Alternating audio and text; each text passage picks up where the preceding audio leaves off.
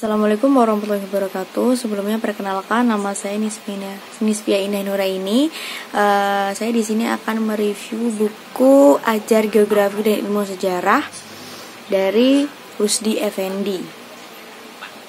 Mereview bab 1 yaitu Geografi dan Ilmu Sejarah.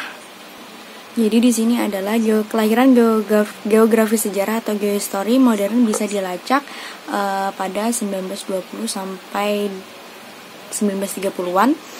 Pada 1960-an itu ia telah cukup matang untuk berdiri sendiri sebagai sebuah disiplin ilmu yang tidak hanya berurusan dengan rekonstruksi keadaan geografis masa lalu, melainkan juga mempelajari perubahan-perubahan geografi. Kemudian, apa itu definisi dari geografi? Geografi sendiri berasal dari bahasa Yunani yaitu geo dan grepein. Jadi geo itu artinya bumi dan grepein artinya menggambarkan. Jadi mendeskripsikan atau menceritakan. Dan secara harfiah, geografi berarti ilmu yang menggambarkan tentang bumi. Beberapa istilah geografi yang dikemukakan oleh para pakar maupun para geograf dalam lingkup disiplin ilmu yang dimiliki. Misalnya menurut Hartshorne tahun 1960, pengertian geografi adalah disiplin ilmu yang berusaha menguraikan dan menginterpretasikan karakter variabel dari suatu tempat ke tempat lainnya di bumi sebagai tempat kehidupan manusia.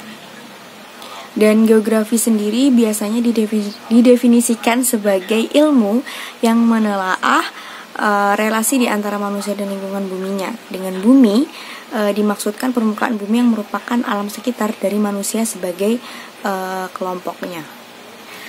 Sejarah perkembangan geografi dan objek studinya. Jadi perkembangan ilmu geografi ini diawali oleh bangsa Yunani yang secara aktif meneliti juga mendokumentasikan informasi dan data kegeografian sebagai sebuah ilmu dan filosofi.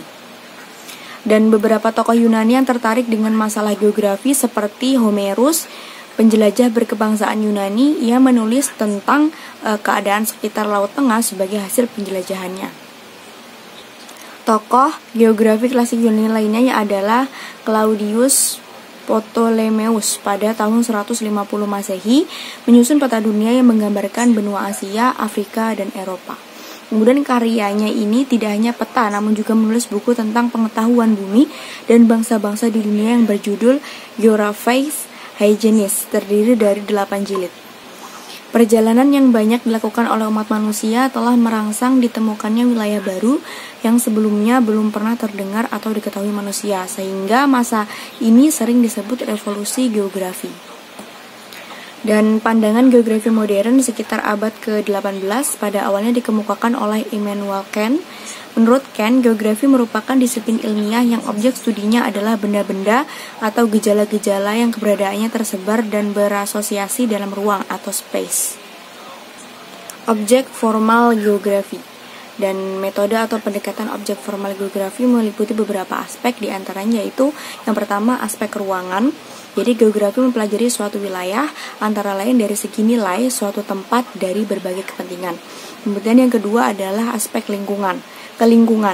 Geografi mempelajari suatu tempat dalam kaitan dengan keadaan suatu tempat dan komponen-komponen di dalamnya dalam satu kesatuan wilayah.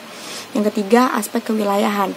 Geografi mempelajari kesamaan dan perbedaan wilayah serta wilayah dengan ciri-ciri khas. Yang keempat, aspek waktu. Geografi mempelajari perkembangan wilayah berdasarkan periode-periode waktu atau perkembangan dan perubahan dari waktu ke waktu. Ada tiga bentuk pendekatan yang digunakan, yaitu pendekatan keruangan, pendekatan ekologi, dan pendekatan kompleks wilayah.